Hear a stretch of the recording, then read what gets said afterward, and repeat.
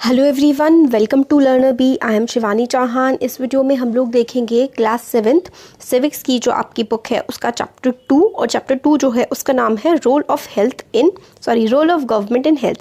मतलब जो हमारी सरकार है, हमारी गवर्नमेंट है, उसका हेल्थ में, हमारे स्वास्थ्य में उसका क्या रोल होता है। डेमोक्रेसी जो होती है ना, उसमें ये लोग जो होते हैं वो अपनी सरकार से ये एक्सपेक्ट करते हैं, ये उम्मीद रखते हैं कि वो उनके वेलफेयर के लिए, उनके भले के लिए काम करेगी। और इस प्रोविज़न के थ्रू, क्योंकि वो वेलफेयर के लिए काम करती है सरकार लोगों के, तो वो इसलिए हम लोग को एजुकेशन प्रोवाइड करती है, हेल्थ, एम्प्लॉयमेंट, हाउसिंग और development of roads, electricity etcetera. तो ये सारे के सारे काम सरकार करती है। मतलब स्कूल्स खोलने के, सरकारी स्कूल्स होते हैं, सरकारी कॉलेजेस होते हैं, हेल्थ, सरकारी हॉस्पिटल्स होते हैं, ठीक है, एम्प्लॉयमेंट, रोज़गार, काफ़ी सारी सरकारी नौकरियां होती हैं, और आवास विकास जो है वो एक तरीके से सरकार घर भी प्रोवाइड करती है लोगों को कई बार, है ना। तो और सड़कें बनवाती है, हमें बिजली प्रोवाइड करती है, ये सारी की सारी चीज़ें हमें सरकार देती है। और इस चैप्टर में हम इसी चीज़ के बारे में पढ़ेंगे कि किस तरीके से सरकार हम लोगों को हेल्थ केयर प्रोवाइड करने में मदद करती है। तो सबसे पहले हेल्थ केयर हमने पढ़ा, हेल्थ के बारे में हम बात कर रहे हैं। तो हेल्थ होती क्या है? We can think of health in many ways. हम लोग कई तरीके से हेल्थ के बारे में, स्वास्थ्य के बारे में सोच सकते हैं। Health means our ability to remains free of illness and injuries. Very wonderful definition, बहुत अच्छी। देखिए यहाँ से लेकर के यहाँ तक जो है ना, health means our ability to remain free of illness and injuries. Health का मतलब है हमारी एबिलिटी कि हम लोग इलनेस, बीमारियों से दूर रह सकें, ठीक है। हमारी हेल्थ अच्छी कब होगी, हमारा स्वास्थ्य कब अच्छा होगा? जब हमारे पास बीमारियों से दूर रहने की क्षमता हो। बट हेल्थ का मतलब सिर्फ डिसीज़ से, बीमारियों से तो नहीं होगा। आप काफ़ी सारी सिचुएशंस के भी एसोसिएट कर सकते हैं हेल्थ को कि this situation is not healthy. मतलब ये चीज़ अच्छी नहीं है हमारी हेल्थ के लिए, या फिर एज अ होल हर किसी के लिए जो कंडीशन अच्छी नहीं होती, हम उसको एज अ कह सकते हैं this is not a healthy condition. A relation is not healthy, मतलब दो लोगों के बीच के संबंध अब ठीक नहीं रहे हैं, तो वो भी नॉट हेल्दी। इस तरीके से हम लोग इस्तेमाल करते हैं शब्द का।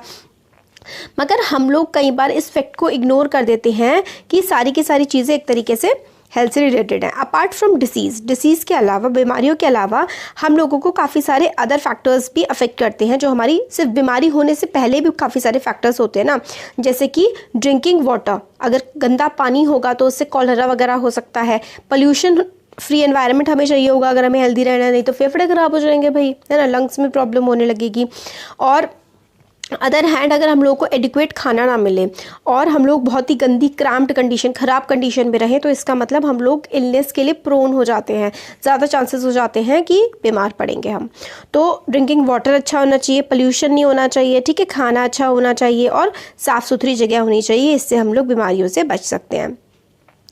और हम लोगों को सबको एक्टिव होना पड़ेगा और अच्छी स्पिरिट्स में रहना पड़ेगा जो भी हम काम कर रहे हैं। मतलब जब हम लोग काम कर रहे होते हैं और अगर हम थका थका फील कर रहे हैं और कई महीनों तक या कई दिनों तक अगर हम लोग थका, डल सा, इनएक्टिव सा, एंग्शियस, डरे हुए हैं, स्केयर्ड से हैं काफ़ी लंबे समय तक, तो इसका मतलब है हमारी मेंटल कंडीशन ठीक नहीं है, और ये भी एक मतलब बीमारी के लक्षण हैं। और ये सारे हम लोगों ने देखे वेरियस एस्पेक्ट्स थे हमारी हेल्थ केयर के। अब हमारे देश में हेल्थ केयर किस तरीके से है, तो हम ये देखिए यहाँ पे हम लोग को इसमें पता लगता है कि इंडिया जो है ना, सबसे ज़्यादा, हमारे पूरी दुनिया के सबसे ज़्यादा जो मेडिकल कॉलेजेस हैं ना, वो इंडिया में हैं, और लगभग 15,000 नए डॉक्टर्स हर साल हमारे देश में बनते हैं।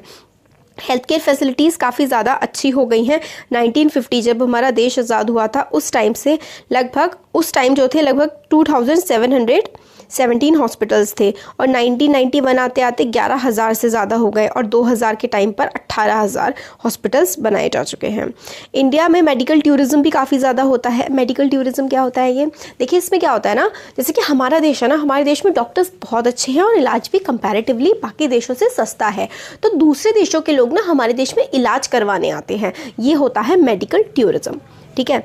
तो काफ़ी ज़्यादा इंडिया इसमें भी काफ़ी पैसा कमा लेता है मेडिकल टूरिज्म से, और इंडिया 3rd लार्जेस्ट प्रोड्यूसर है मेडिसिन इन द वर्ल्ड। अब तो हमारा देश ना वर्ल्ड की फार्मेसी के नाम से जाना जाता है। हम बहुत ज़्यादा मेडिसिन हमारे देश में बनती हैं और बहुत सारी हम लोग बाहर भी भेज देते हैं। अब ये तो हम लोगों ने पॉजिटिव पॉइंट्स देखे, इस वाले जो था इधर हमने सारी अच्छी अच्छी चीज़ें देखी। अब थोड़ी निगेटिव चीज़ें देखते हैं कि क्या दिक्कतें हैं। काफ़ी सारे डॉक्टर्स जो हैं वो सिर्फ और सिर्फ शहरों में रहते हैं, गांव में नहीं रहते। जो गांव के लोग हैं उनको काफ़ी दूर तक ट्रैवल करना पड़ता है एक इलाज करवाने के लिए अपना। काफ़ी सारे number of doctors with respect to population is much less in rural areas. मतलब कितनी पॉपुलेशन पे डॉक्टर कितने होने चाहिए, उसका जो रेशियो है ना वो भी काफ़ी ज़्यादा ख़राब है। मतलब बहुत बड़ी पॉपुलेशन के लिए डॉक्टर की अवेलेबिलिटी नहीं है हमारे देश में। लगभग 5 लाख पीपल जो है ना, 5 लाख लोग ट्यूबरकुलोसिस टीबी की बीमारी से 5 लाख लोग हर साल मर जाते हैं। और ये इंडिपेंडेंस के टाइम से, आज़ादी के टाइम से ये नंबर चेंज नहीं हुआ है। और लगभग 2 मिलियन केसेस, 20 लाख केसेस आते हैं हमारे देश में हर साल जो है मलेरिया के, और काफ़ी लोगों की मलेरिया की वजह से डेथ भी हो जाती है। और लगभग हम लोग पूरे देश को साफ़ पानी, पीने का पानी नहीं प्रोवाइड कर पाए हैं। और 21% जो कम्युनिकेबल डिसीज़ है, कम्युनिकेबल डिसीज़ का मतलब होता है ऐसी डिसीज़ जो हम किसी दूसरे को ट्रांसफ़र कर सकते हैं या कोई दूसरा हमें ट्रांसफ़र कर सकता है। जैसे कि फ्लू, कोई छींकेगा तो आपको भी खांसी हो सकती है। मगर ऐसे जैसे कि बहुत सारी बीमारियाँ हैं, जैसे डायबिटीज़ हो गई, कैंसर हो गया, ये आपको दूसरे से पास नहीं होगी। तो जो बीमारी पास कर सकता है कोई इंसान आपको, तो वो कम्युनिकेबल, छुआछूत की बीमारियाँ, हवा में इससे फैलने वाली बीमारी जो होती हैं वो कम्युनिकेबल डिसीज़ होती हैं। कम्युनिकेबल डिसीज़ वाटरबॉर्न होती हैं बहुत सारी, जैसे कि डायरिया, वॉर्म्स, हेपेटाइटिस, गंदे पानी की वजह से ये फैलती हैं। हाफ चिल्ड्रन, आधे से ज़्यादा इंडिया के जो चिल्ड्रन हैं उनको एडिक्वेट खाना नहीं मिल पाता है, ज़रूरत के जितना खाना नहीं मिल पाता है, उनका अंडर न्यूट्रिशन है, मतलब उनमें न्यूट्रिशन की कमी है। तो in order to prevent and treat illnesses we need appropriate health care facilities such as health center, hospital, laboratories for testing, ambulance service, blood bank etcetera. तो हम लोगों को बीमारियों से लड़ने के लिए हेल्थ केयर सर्विसेज चाहिए, हेल्थ केयर फैसिलिटीज़ चाहिए। जैसे कि हेल्थ केयर फैसिलिटी क्या हुई, हॉस्पिटल्स हो गए, क्लिनिक्स हो गए, लेबोरेटरी हो गए जिसमें चीज़ों की टेस्टिंग हो सके, ब्लड बैंक हो सके। ये सारे ना क्वेश्चंस हैं, इतने हमारे लिए इतना भी ज़रूरी नहीं इनको पढ़ने के। India it is often said we are unable to provide health care services for all because government does not have enough money and facilities. तो इंडिया में कहा जाता है कि गवर्नमेंट के पास फैसिलिटी नहीं है, पैसा नहीं है। क्या ऐसा सच में है? आपको ऊपर पढ़ के लगा? तो ये है, तो इसका आंसर हाँ भी है और ना भी। पॉपुलेशन बहुत ज़्यादा है भाई, 130 करोड़ आबादी है ना, तो और डेवलपिंग देश है हम, तो इसलिए थोड़ी दिक्कतें तो हैं देश में। तो हम लोगों को क्या क्या चाहिए होता है, ब्लड बैंक्स चाहिए होते हैं, लेबोरेटरी, हॉस्पिटल्स वगैरह चाहिए होते हैं, that can provide required care and service that patient need. ठीक है, तो इससे हॉस्पिटल्स ऐसे होने चाहिए कि जितनी ज़रूरत है पेशेंट को वो सारी चीज़ें अवेलेबल हों। ऐसी फैसिलिटीज़ के लिए हम लोगों को क्या चाहिए, वर्कर्स चाहिए, हेल्थ वर्कर्स, नर्स चाहिए और क्वालिफाइड डॉक्टर्स चाहिए, और काफ़ी सारे दूसरे हेल्थ प्रोफेशनल भी चाहिए जो एडवाइस दे सकें और टेस्ट कर सकें या फिर ट्रीट कर सकें इलनेस को। मतलब हम लोग को doctors, nurses, health care workers, ये सब की बहुत ज़्यादा ज़रूरत है।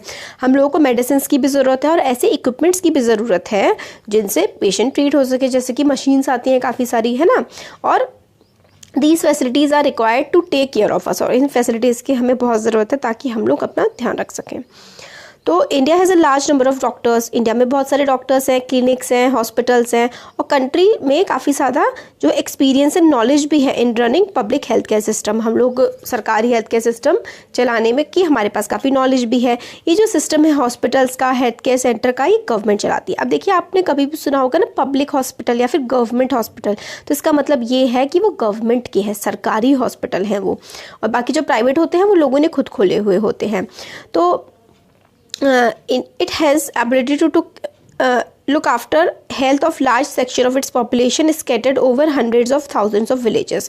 तो इसके पास कैपेसिटी है, मतलब हमारे देश के पास कैपेसिटी है कि हम लोग काफ़ी अपनी पॉपुलेशन को केटर कर सकते हैं, उनका इलाज कर सकते हैं। ठीक है, we will go into detail on this later. अभी आगे हम देखेंगे किस तरीके से हम लोगों ने गाँव-गाँव में हॉस्पिटल्स बना रखे हैं या फिर छोटे छोटे पब्लिक हेल्थ केयर सेंटर्स बना रखे हैं। और काफ़ी सारी मेडिकल साइंसेस हम लोगों ने एडवांसमेंट कर लिया है, मेडिकल साइंस में आगे बढ़ गए हैं। Whereby many new technologies and treatment procedure are available in the country. काफ़ी सारे नए टेक्नोलॉजीज़ और बहुत ही जटिल बीमारियों को ट्रीट करने की कंडीशन में भी अब हमारा देश आ गया है। काफ़ी अच्छी हमारी मेडिकल केयर फैसिलिटीज़ हैं। हाउएवर सेकंड कॉलम जो है, हमने अच्छी चीज़ें देख ली, बट जो हमने सेकंड कॉलम पढ़ा था ना, देखिए ये वाला, इस वाले कॉलम में हमने पॉजिटिव चीज़ें देखी, इस वाले में हमने नेगेटिव देखी। तो अब नेगेटिव चीज़ों के बारे में बात कर लेते हैं। तो हाउएवर सेकंड कॉलम हमें बताता है कि काफ़ी पुअर हेल्थ केयर सिचुएशन है हमारे कंट्री की। एक तरफ अच्छी भी है, दूसरी तरफ देखें तो काफ़ी ज़्यादा ख़राब भी है, क्योंकि हर चीज़ के दो पहलू होते हैं, अच्छे और बुरे। With all the positive developments, हमने काफ़ी डेवलपमेंट करी है, बट हम फिर भी प्रॉपर हेल्थ केयर फैसिलिटीज़ हर एक इंसान को नहीं प्रोवाइड कर पाए हैं। ये काफ़ी बड़ा पैराडॉक्स है, something that is contrary to what we would expect. मतलब बहुत ही एक अजीब सी चीज़ है कि कुछ लोगों को या कुछ एक तबका जो है सोसाइटी का जिसको बहुत ही ज़्यादा फैसिलिटीज़ अवेलेबल है, हेल्थ केयर बहुत अच्छी मिल जाती है, और एक तबका ऐसा है जो बहुत ही ज़्यादा दुखी है, परेशान है। Our country has the money, हमारी कंट्री के पास पैसा है, नॉलेज है, and people with experience, but can not make the necessary health care available to all. हमारे पास पैसा भी है, नॉलेज भी है, ठीक है, लोग भी हैं जिनके पास एक्सपीरियंस है, बट नेसेसरी हेल्थ केयर हर किसी के लिए अवेलेबल नहीं है। इस चैप्टर में हम लोग देखेंगे कि भाई ऐसा क्यों है। पैसा मतलब हमारे पास पैसा है, नॉलेज है, लोग हैं, बट फिर भी हेल्थ केयर सबको क्यों नहीं मिल पाता है। तो पेशेंट्स को ज़्यादातर क्या होता है कि जब वो उसमें जाते हैं गवर्नमेंट हॉस्पिटल में, तो लंबी लंबी लाइंस में खड़े होकर वेट करना पड़ता है। तो स्टोरी ऑफ हकीम शेख जो थे ना, एक मेंबर हैं पश्चिम बांग खेत मजदूर समिति के। ये ऑर्गेनाइजेशन जो है ना एग्रीकल्चर लेबरर्स के लिए काम करती है वेस्ट बंगाल में। एक बार एक एक्सीडेंट हुआ और कुछ दिक्कत हो गई उनके साथ। फिर मतलब एक बार वो पहले गवर्नमेंट हॉस्पिटल में गए तो उन्होंने कह दिया हमारे पास बेड नहीं है, दूसरे गवर्नमेंट हॉस्पिटल में कह दिया हमारे पास इक्विपमेंट भी नहीं है। इस तरीके से बहुत देर तक वो घूमते रहे। फिर एक वो प्राइवेट हॉस्पिटल में गए और वहाँ पर जब वो उनका ट्रीटमेंट हुआ पर बहुत ज़्यादा उनके पैसे उसमें खर्च हो गए। तो इस बात से हकीम शेख काफ़ी गुस्सा थे, और ये जो है इन्होंने PBKMS filed a case in the court. तो PBKMS ये थी, ये जो है ना पश्चिम बंग खेत मजदूर सभा, इन्होंने एक कोर्ट में केस दाखिल कर दिया कि इस तरीके से कैसे आप एक ज़रूरतमंद को जो है ट्रीटमेंट नहीं प्रोवाइड कर रहे हैं। तो कॉस्ट ऑफ अ क्योर, ये भी दो अलग अलग फ्रेंड्स की स्टोरी है। एक फ्रेंड का नाम है अमन और एक का नाम है रंजन। तो ये दोनों फ्रेंड्स तो बहुत अच्छे हैं, बट एक जो बच्चा है रंजन जो है वो काफ़ी वेल ऑफ फैमिली से आता है, उसके परिवार काफ़ी अमीर है, मगर अमन की जो फैमिली है वो गरीब है। तो दोनों की ना थोड़ी तबीयत ख़राब हो जाती है। तो वो कहते हैं कि मतलब हॉस्पिटल जाने का होता है दोनों का। तो जो ये होता है रंजन, इसके पेरेंट्स काफ़ी अमीर होते हैं, तो इसको प्राइवेट हॉस्पिटल में लेकर के जाते हैं। तो ये बता रहा होता है अपने फ्रेंड को कि मेरे को I had viral and had to go to hospital, मेरे को वायरल हो गया था तो मेरे को हॉस्पिटल जाना पड़ा। फिर अमन बोलता है कि हाँ मेरे को भी जो है वायरल हो गया था और मेरे को भी जाना पड़ा। तो फिर अपना एक्सपीरियंस बताता है रंजन कि जैसे हम लोग हॉस्पिटल पहुंचे तो रिसेप्शन में ही मेरे पापा को 500 रुपये देने पड़े, और मैंने देखा हॉस्पिटल मतलब इतना क्लीन था, इतना अच्छा था, बिल्कुल 5 स्टार होटल जैसा वो लग रहा था। डॉक्टर ने काफ़ी सारे टेस्ट हमें बताए, नर्स बहुत अच्छी थी, जोक मार रही थी बहुत सारे अच्छे, और मेरे को जब उन्होंने सिरिंज लगाई ब्लड लेने के लिए तो मेरे को बिल्कुल भी दर्द नहीं हुआ। फिर टेस्ट के रिज़ल्ट आ गए और फिर हम लोगों को उन्होंने कहा कि कोई डरने की बात नहीं है, सिर्फ हल्का सा फीवर है और जो मेडिसिन है वो ले लेना और रेस्ट कर लेना। फिर वो कह रहे डॉक्टर भी बहुत अच्छे से बात कर रहे थे कि बता रही थी ये वाली दवाई कब लेनी है, ठीक है। तो काफ़ी अच्छा रंजन का एक्सपीरियंस रहा। फिर जो है अमन से रंजन कह रहा होता है कि मैं मतलब मर रहा था तुम्हें ये सब कुछ बताने के लिए, तो तुम किस हॉस्पिटल में गए। तो वो बताता है कि मैं जिस हॉस्पिटल में गया तो वो इतना मतलब अच्छा नहीं था जितना तुम्हारा था, और अब्बा तो मेरे को मतलब ले जाने से भी पहले सोच रहे थे कि इतना ज़्यादा टाइम लग जाएगा, कैसे होगा सब। फिर वो ये बताता है कि जो हम गवर्नमेंट हॉस्पिटल में गए थे और OPD काउंटर था ना उसके बाहर काफ़ी ज़्यादा भीड़ लगी हुई थी, काफ़ी लंबी लाइन थी, और मैं इतना ज़्यादा मैं थका हुआ फील कर रहा था कि मैं बाबा के उस पर ही मतलब बाबा पे लीन करके लटक करके एकदम से उन पर रेस्ट कर रहा था। फिर डॉक्टर जब हमारा टर्न आया, डॉक्टर ने हमें एग्जामिन किया, ब्लड टेस्ट लिखा। फिर हम लोगों को फिर से एक दूसरी लंबी सी लाइन में जा कर के खड़ा होना पड़ा। हम लोग को 3 दिन बाद रिज़ल्ट मिला और हम फिर डॉक्टर के पास गए। फिर उनसे पूछा गया कि हमें इसका OPD कार्ड दिखाओ और फिर फटाफट से टेस्ट रिज़ल्ट दिखाओ, प्लीज़ जल्दी से ये काम करिए। फिर जब डॉक्टर चेक करती हैं कि वो कहती है कि भाई कुछ नहीं है, वायरल फीवर है और मैं सिर्फ एक ही मेडिसिन है वो दे दूँगी वायरल, जिससे जो है कम हो जाएगा। तो फिर वो बताता है कि my hospital was nice but they gave me many medicine and whole thing cost a lot. फिर जो रंजन बोलता है मेरा हॉस्पिटल काफ़ी अच्छा था बट उन्होंने मतलब मेरे को काफ़ी सारी दवाई दी और बट वो काफ़ी अच्छा था। फिर मगर अमन बोलता है कि मेरे जो ट्रीटमेंट था उसमें तो बहुत ही ज़्यादा कम पैसे लगे, मगर मेरा हॉस्पिटल अच्छा नहीं था, इतना अच्छा नहीं था जिससे तुम्हारा था। तो एक था पब्लिक हॉस्पिटल और एक था प्राइवेट हॉस्पिटल। तो इसको हम बोलते हैं कि पब्लिक हेल्थ केयर सिस्टम या फिर प्राइवेट हेल्थ केयर सिस्टम। इस स्टोरी से हम लोगों को समझ में आ जाता है कि हम लोग का हेल्थ केयर सिस्टम रफली 2 पार्ट्स में डिवाइड होता है, एक पब्लिक हेल्थ केयर फैसिलिटीज़ में और एक प्राइवेट हेल्थ केयर फैसिलिटी में।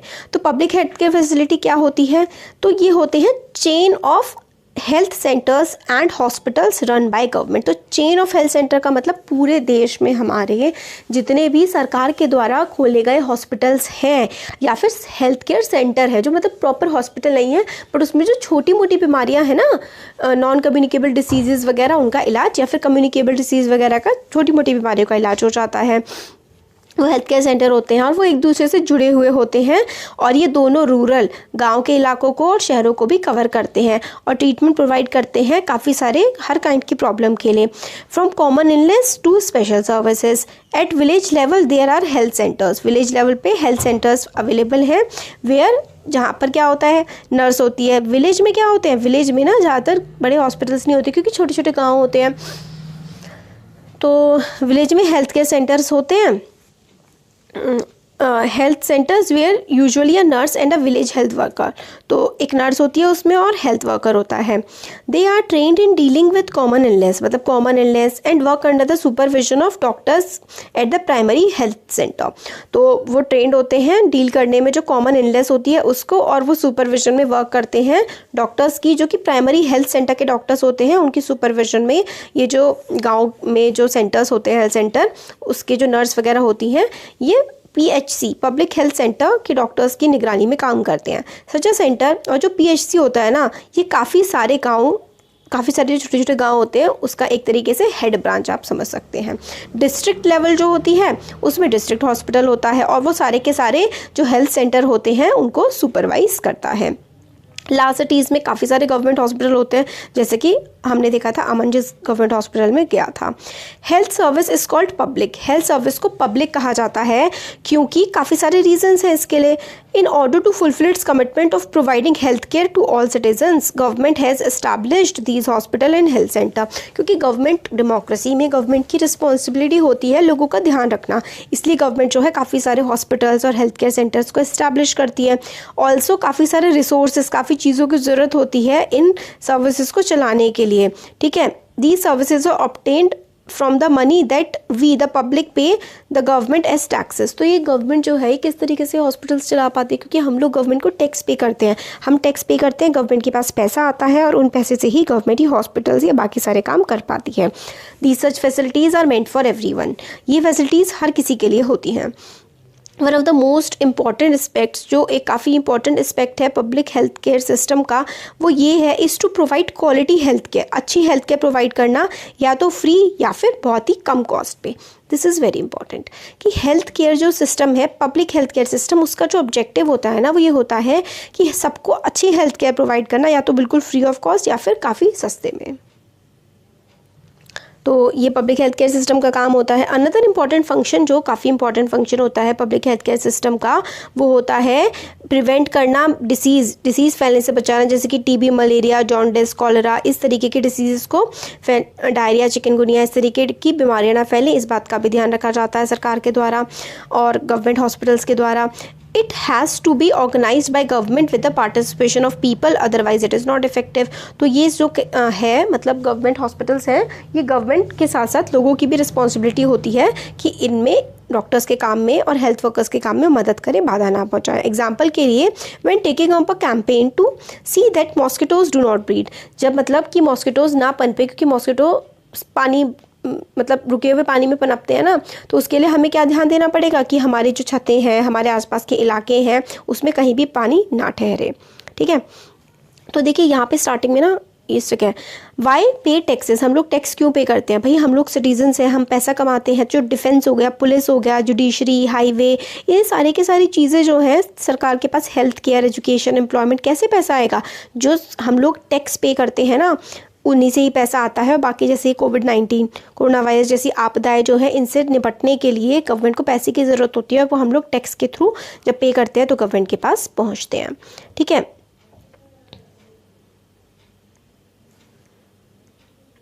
अब रिकॉल द केस ऑफ हकीम शेख। हाकिम शेख हमने पढ़ा था ना कि उसको मतलब जगह जगह बदलना पड़ रहा था, ट्रीटमेंट नहीं मिल रहा था। Would you like to know what the court said in the case, कि कोर्ट ने इस केस में क्या कहा, हकीम शेख के केस में। तो देखिए, हमारे कॉन्स्टिट्यूशन, हमारे संविधान के हिसाब से, according to our constitution, it is the primary duty of the government to ensure the welfare of the people and provide health care facilities to all. हमारे संविधान के हिसाब से हमारी गवर्नमेंट की, हमारी सरकार की ये ड्यूटी है कि इंश्योर करें हर किसी का भला हो देश में और हर किसी को हेल्थ केयर फैसिलिटी मिले। ये सरकार ने, जब सरकार के खिलाफ केस हुआ कि हम लोगों को मतलब हेल्थ केयर फैसिलिटी नहीं मिली थी, तो जुडिशरी ने ये वाली चीज़ कही थी कि हर किसी के पास हक है कि उसको हेल्थ केयर मिले। Government must safeguard the right to life of every person. Government को हर किसी की राइट टू लाइफ, मतलब जिंदा रहने के अधिकार को सेव करना चाहिए। कोर्ट ने कहा the difficulty that Hakim Sheikh had to face could have cost him his life, मतलब बार बार हॉस्पिटल से कह रहे थे कि नहीं लेंगे, हम एडमिट नहीं करेंगे, तो वही उनकी डेथ भी हो सकती थी। If hospital can not provide timely medical treatment to a person, it means that this protection, his protection of life is not being given. अगर सही टाइम पर एक इंसान को इलाज नहीं मिलता है, तो इसका मतलब जो हमारे पास संविधान में राइट टू लाइफ का अधिकार है वो तो हमें दिया ही नहीं जा रहा है।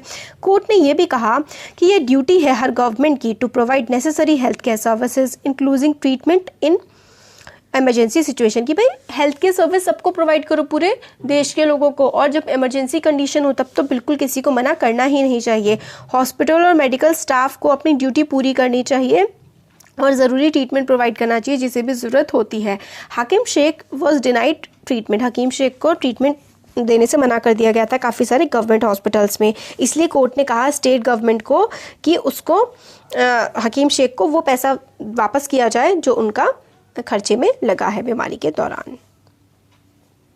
तो देखिए, जो यूनिसेफ है ना, उसने ये कहा है कि इंडिया में काफ़ी सारे बच्चों की डेथ हो जाती है हर साल, बल्कि जिन डेथ से उनको बचाया जा सकता है, ऐसी बीमारियों से भी बच्चों की डेथ हो जाती है। तो देखिए, वीडियो काफ़ी बड़ा हो जाएगा, अभी चैप्टर थोड़ा बहुत बचा हुआ है, लगभग 20 मिनट्स का और बन जाएगा वीडियो, और 21 मिनट्स का तो हो ही चुका है। तो अब हम क्या करते हैं ना, नेक्स्ट वीडियो में देख लेते हैं आगे जो बचा हुआ चैप्टर है उसको। कैसा लगा वीडियो ज़रूर बताइएगा, अभी बस थोड़ी सी देर में आ जाएगा, जल्दी बना दूँगी मैं वीडियो। तो कैसा लगा ज़रूर बताइए, अच्छा लगा तो लाइक करिए, चैनल को सब्सक्राइब करिए, अपने फ्रेंड्स के साथ भी शेयर करिए। Thank you.